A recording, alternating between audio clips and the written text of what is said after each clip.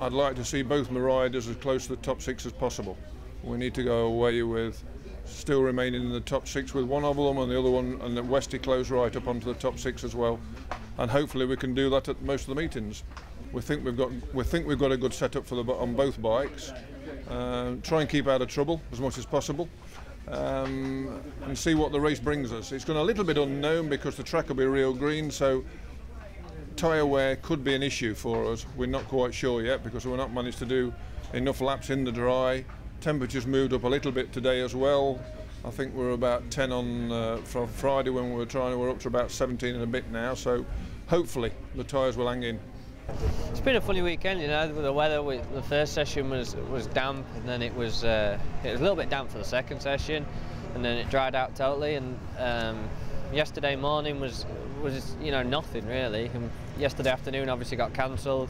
It was a little bit damp for warm up, so we don't feel in a bad position, but it's the same for everybody, and we just haven't had enough dry laps. You know, comfortable in the team. The Buildbase BMW team are fantastic, and I really feel at home here, and they're a great bunch of people. I've gelled with the bike pretty good, but just these sessions aren't helping. You know, when we go out and it's half and half, we're just not having the time to work on, you know, me to suit the bike, if that makes sense, and it's frustrating from that point of view. But you know, once we get these 2 rounds out the way, which are back to back, we can get some testing in before Alton and make myself feel a bit more comfortable, really. So it's just a case of trying to grab what points we can, and you know, if we want a couple of top 6s, top 8s, and you know, that'll be okay for this weekend. And then we just need to get up to speed, really. We've had such a poor pre-season with the weather, and it's definitely frustrating, but we're not a million miles away, which is nice. And like this morning, you know, we're 5th fastest, so the promise is there, but we want to be a little bit higher than that.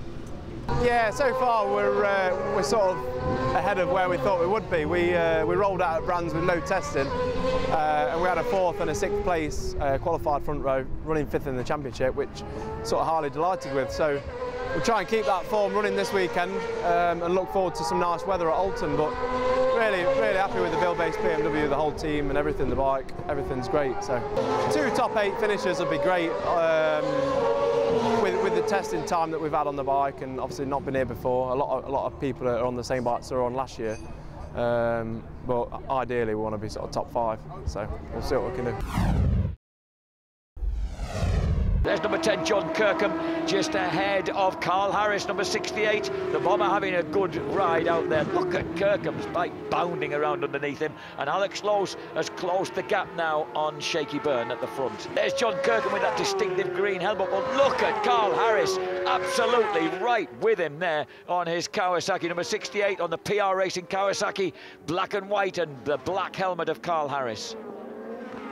Carl Harris, of course, who suffered an appalling accident. Yep. Fastest lap classification will determine the grid for race 2. At the moment, Shaky Byrne, Keith Farmer, Alex Lowe's, Chris Walker, John Kirkham, James Westmoreland are the top 6. Kirkham has passed Michael Rutter and is through into 5th place. Kirkham's looking strong on the red Buildbase BMW. Yeah, just past the point where Farmer slung it into the barrier there. And that's probably about 100, 110 where Farmer did that. And the barrier's not so far away, but luckily glancing blow, so it didn't do him a lot of harm. James Westmoreland is jumped into 6th place in front of Harris. There's Kirkham, there's Westmoreland with the yellow helmet. Great ride by Ellison. He really took advantage of the safety car coming out. He's got another 4 laps after they completed the 16th one here. Here's Westmoreland making a move on his much taller teammate, John Kirkham. Westy, number 27, flicks his way through. Kirkham right behind him now as they cross the line. That's 4th place then for Westmoreland. But the BMWs are quick out there, James. Yeah, they are actually. They just seem to be able to burst slightly clear. The sun's come out. It's a beautiful day again. Westmoreland's gone way offline. Kirkham goes through. Can the Yamaha get through as well? I think it can.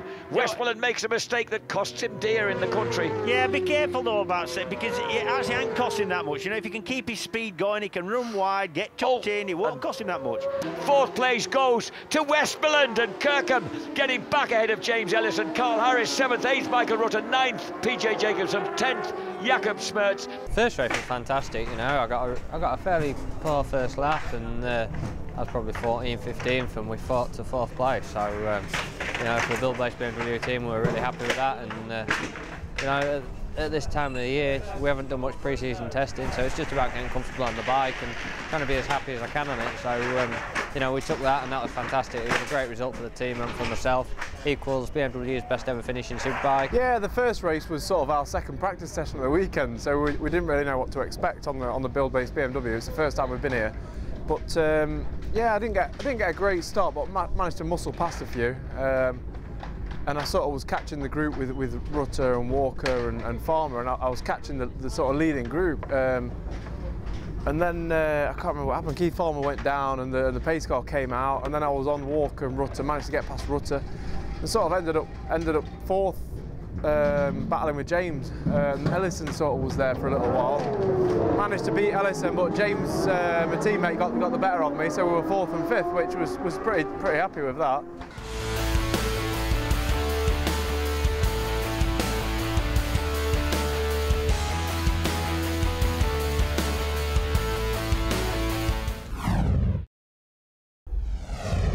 Once again, the Buildbase BMWs are coming through it, and in between them there, Tommy Bridewell at last getting some respectable track time on the second of those beautiful gold and black Statham's Hondas. And with the race sort of getting stopped and started with the safety cars coming out twice, just couldn't really get into any rhythm.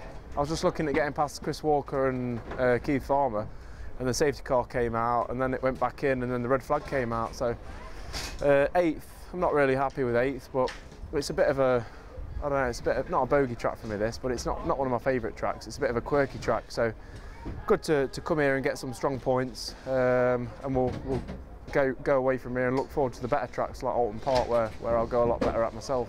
The race just wasn't as, you know, it wasn't as productive just because of the safety cars, the pace cars, and then obviously the red flag. You know, we did more laps behind the safety car than what we did racing. So from that point of view, as a rider, it was deeply frustrating, and I felt like we had some really good pace to, you know, get another fourth or fifth, somewhere around there. The group was just in front of me, and I was coming, you know. So from that point of view, it's tough, but there's not a lot we can do, and I hope everyone that went down is okay.